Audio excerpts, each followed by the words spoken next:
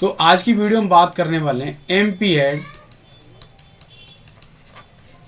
2022 का पेपर जो है कोटा यूनिवर्सिटी का, वो हम सॉल्व करने वाले हैं। जैसे कि मैंने आपको पिछले लेक्चर में पेपर सॉल्व कराया था, क्योंकि आपको पता है कि मैक्सिमम यूनिवर्सिटियों का एग्ज़ाम पेपर हो चुका है, सीयूटी ने एग्ज़ाम कंप्लीट करा चुका है। तो अब ये कोटा यूनिवर्सिटी का जो पेपर है बचा हुआ है, लेट हो गया है। तो यहाँ पर हम डिस्कस करने वाले हैं कि आने वाले एंट्रेंस एग्ज़ाम में किस किस टाइप के क्वेश्चन देखने को मिलेंगे, और वनडे एग्ज़ाम और जो भी एंट्रेंस एग्ज़ाम होते हैं ये सब के लिए हेल्पफुल है। तो चलते हैं, डिस्कस करते हैं। मैं अनुज कुमार और स्वागत करता हूं आपके अपने YouTube channel instructor Anuj gymnast physical education and sports पर। First question, full form of IOA, इसकी फुल फॉर्म क्या है? Indian Olympic Association, option C. ये क्वेश्चन पूछा जाता है कब बना था? 1927 में इस्टेब्लिश हुई थी। ये एक इंडिया की गवर्निंग बॉडी है जो कि ओलंपिक में खिलाड़ियों को भेजती है।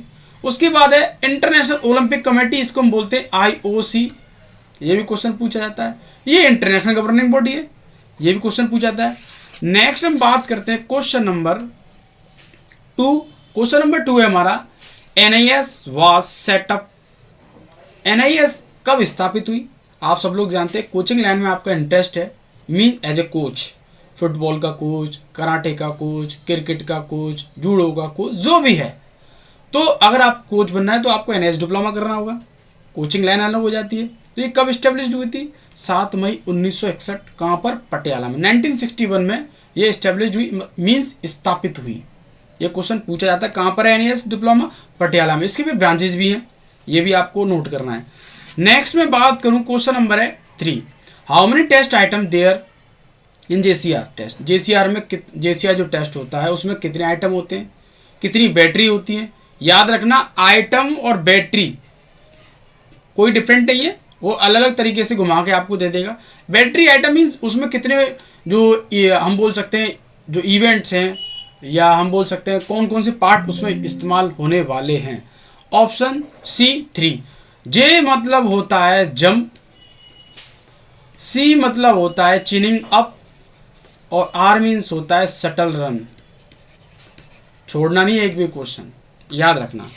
JCR जो है, JCR 1947 में इस्टेब्लिश हुआ था। वेरी इंपॉर्टेंट क्वेश्चन, एक भी क्वेश्चन अगर छूट जाए तो मेरे से बोलना कि सर ये क्वेश्चन छूट गया।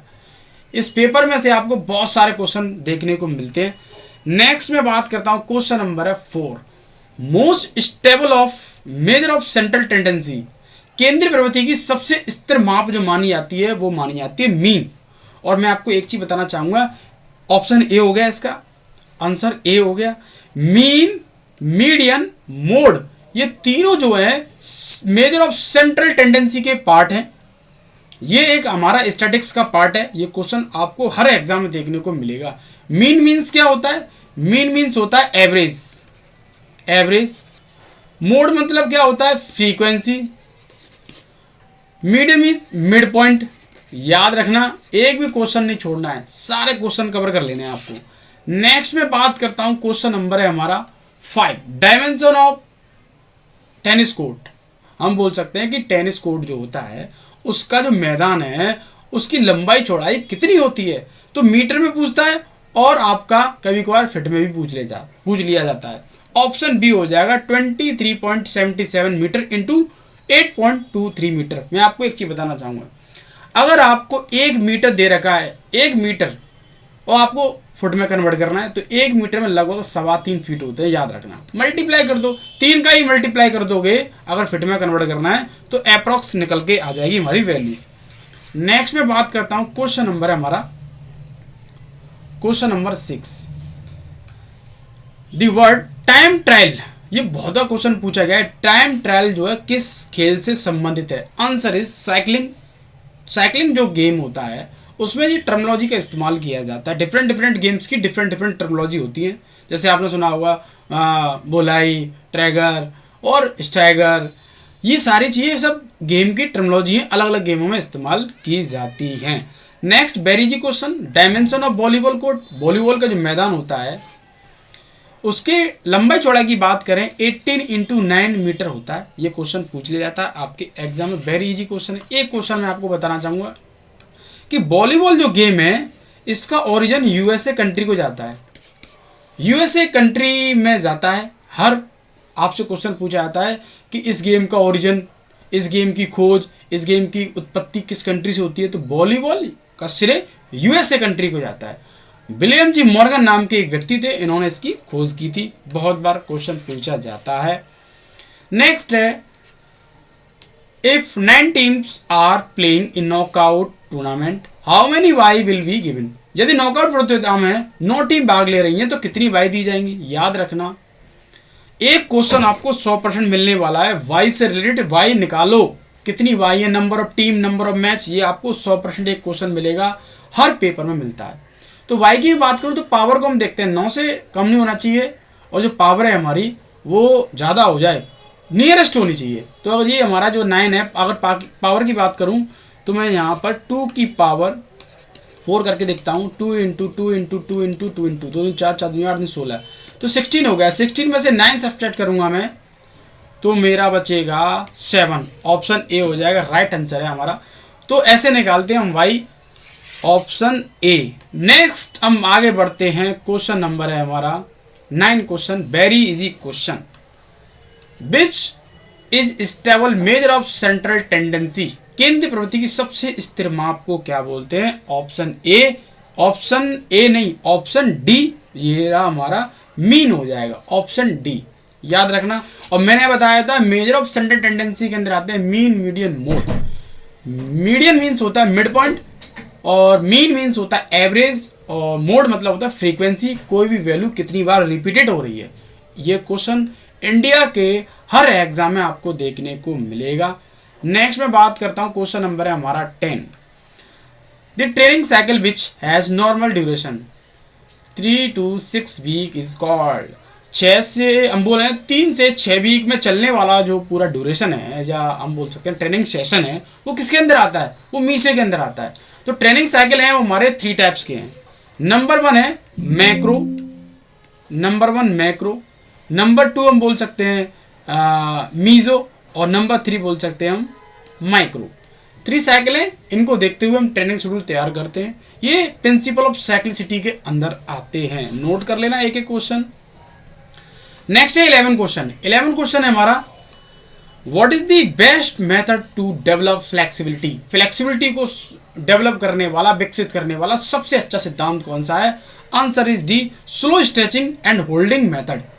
अब ये ऑप्शन नहीं होता तो PNF, one of the best method for flexibility. Flexibility को इंप्रूव करने का सबसे अच्छा जो मेथड माना जाता है वो PNF माना जाता है। और PNF की फुल फॉर्म क्या है, ये आपको कमेंट बॉक्स में मैसेज करना है कि सर PNF की फुल फॉर्म ये है। आपके इंडिया के हर एग्जाम में ये क्वेश्चन जरूर देखने को मिलेगा। बाकी बेलास्टिक, स्लो स्ट्रेचिंग, रिलैक्स, ये सब के सब कहीं ना कहीं फ्लेक्सिबिलिटी की मेथड है।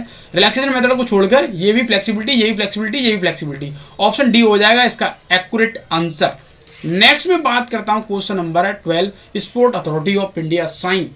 इसके जो हेड है prime minister Narendra Modi.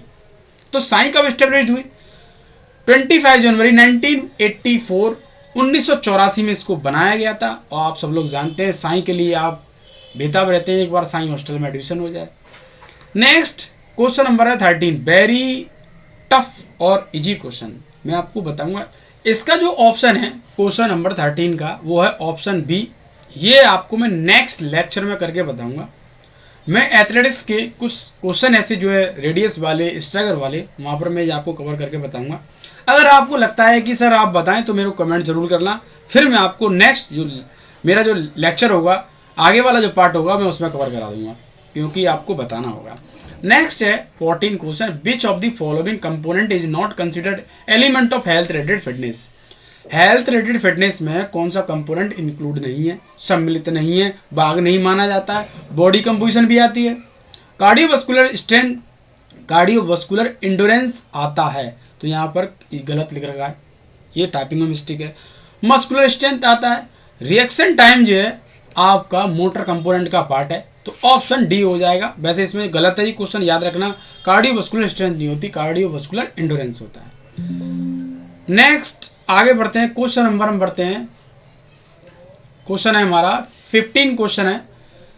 15 question, which of the following rules related to the purchase of the equipment in government organization. Option B, निम्न में से कौन सा नियम सरकारी संगठन में उपकरणों की खरीद से संबंधित है? ऑप्शन बी हो जाएगा। नेक्स्ट, इस पे ज़्यादा मैं डिस्कस नहीं करूंगा। व्हाट इज बजट, बजट क्या है? ऑप्शन हमारा हो जाएगा इसमें बजट क्या है। आप सब लोग जानते हैं किसी भी चीज़ को जब ऑर्गेनाइज कराते हैं बजट पहले दिमाग लगाते हैं, वो बजट कितना हुआ। आंसर हो जाएगा हमारा D, an estimation of the revenue and expense of over a specify a future of period of time. भविष्य की निश्चित अवधि में राजस्व और व्यय का अनुमान। नेक्स्ट क्वेश्चन नंबर हम बात करते हैं 17 क्वेश्चन है हमारा, very easy question.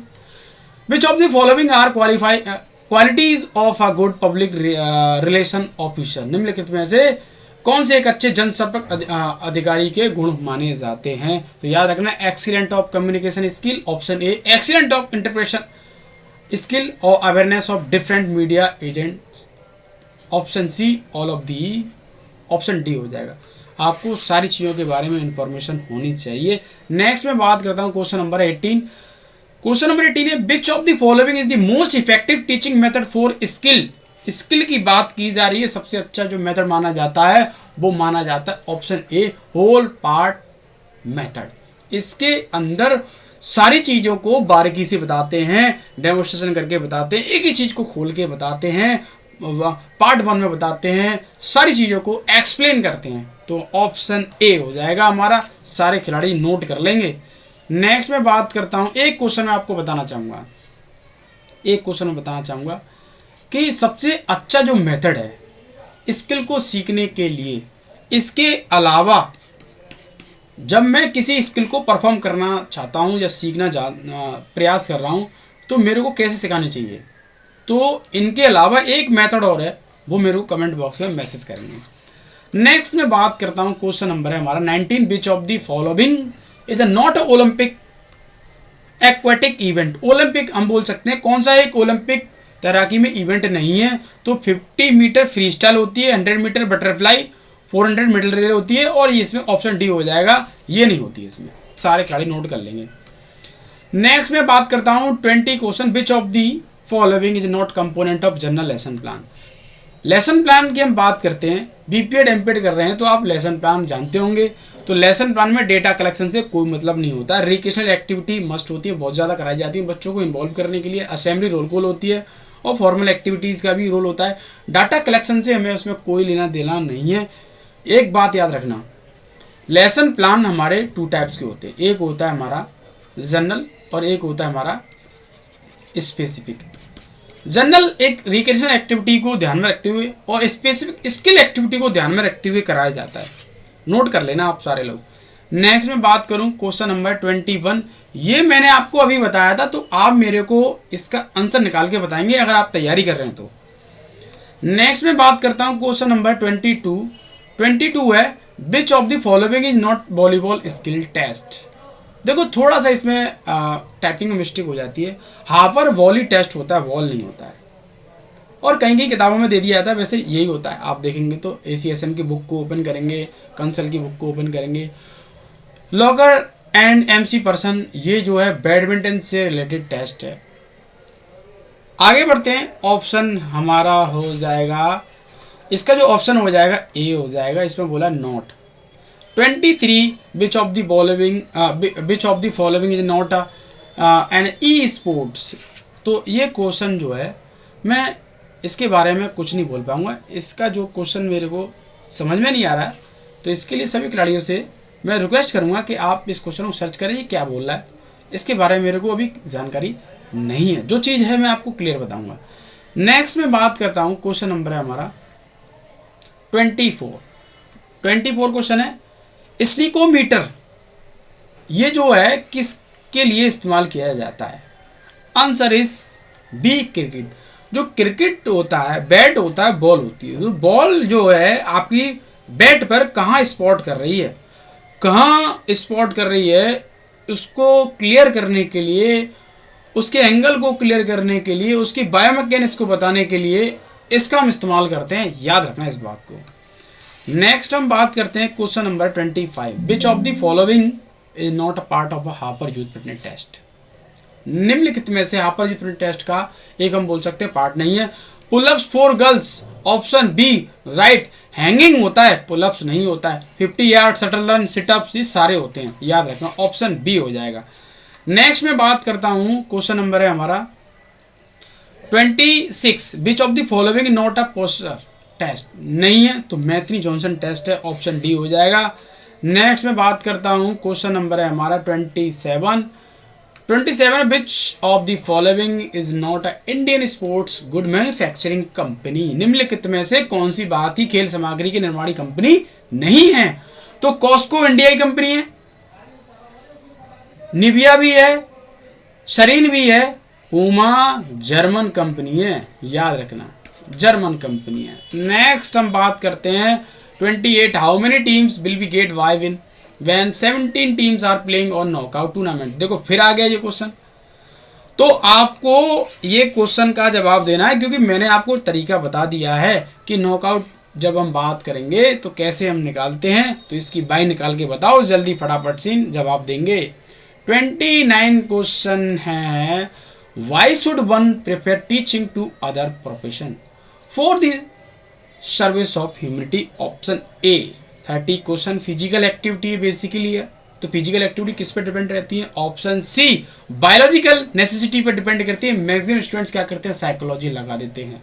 Option C very important question. तो पार्ट 1 मैंने आज कवर किया, नेक्स्ट पार्ट 2 में इससे आगे मैं बढ़ूंगा। तो मुझे लगता है कि ये क्वेश्चन सारे आपके समझ में आएंगे।